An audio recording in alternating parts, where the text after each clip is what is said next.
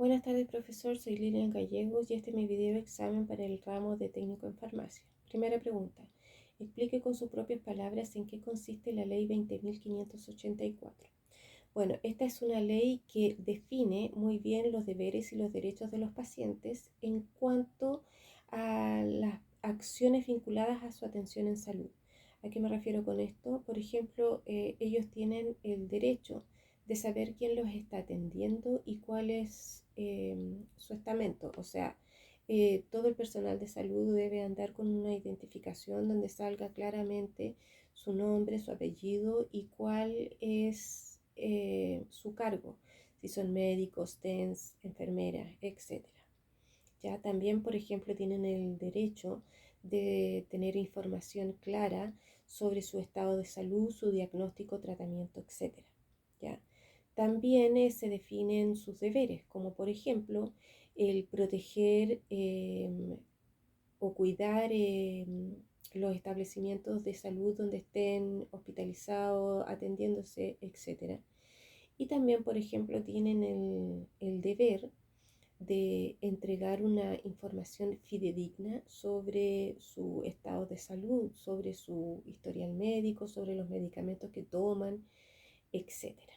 ¿Ya? Es una ley donde sale bien especificado cuáles son sus deberes y sus derechos. Segunda pregunta. ¿Cuál es la diferencia entre el evento adverso y el evento centinela? Bueno, el evento adverso es una situación o acontecimiento inesperado relacionado con la atención de salud que le estamos dando al paciente u usuario, que tiene unas consecuencias negativas para él mismo, pero que no están relacionados con el curso natural de su enfermedad. Por ejemplo, si tengo un adulto mayor hospitalizado por Alzheimer en una atención cerrada, en un hospital, y yo lo estoy atendiendo y lo llevo al baño y no tomo las medidas que se deben tomar en este instante, ya que es un adulto mayor con Alzheimer que puede estar desorientado, puede tener una marcha inestable, y lo llevo caminando, no lo llevo en silla de ruedas.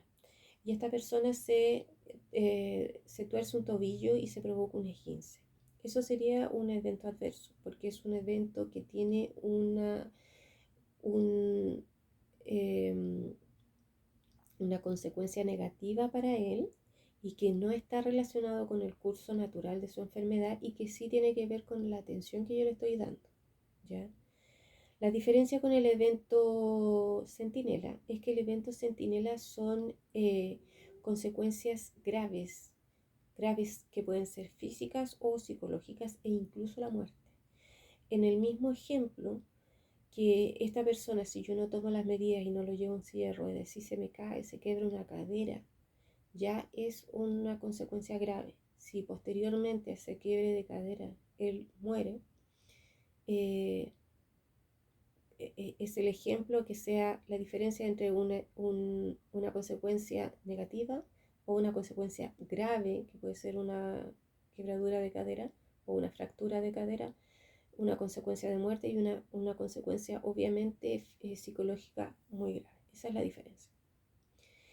La pregunta 3. ¿En qué consiste la autorización sanitaria y cuáles son los requisitos? Bueno, la autorización sanitaria es el acto por el medio del cual la autoridad sanitaria regional permite el funcionamiento de los prestadores de atención en salud, verificando que se cumplan con los requisitos estructurales, organizacionales,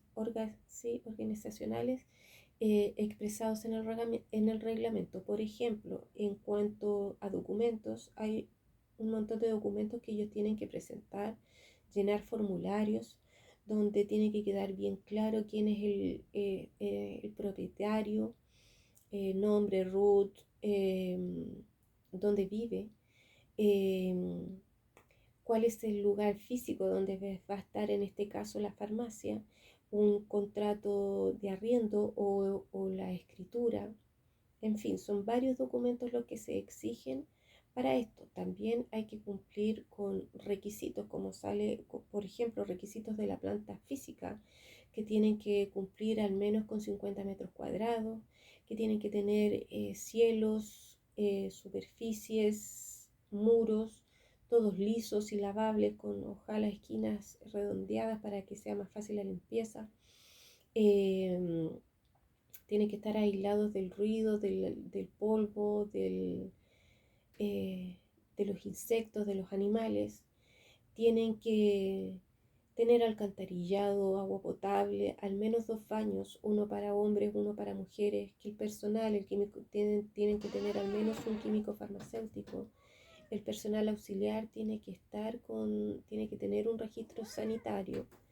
¿Qué más? Tienen que tener un registro, por ejemplo, de recetas de psicotrópicos, de estupefacientes, también de reclamos, etcétera. Son varios como para yo poder terminar este video en 5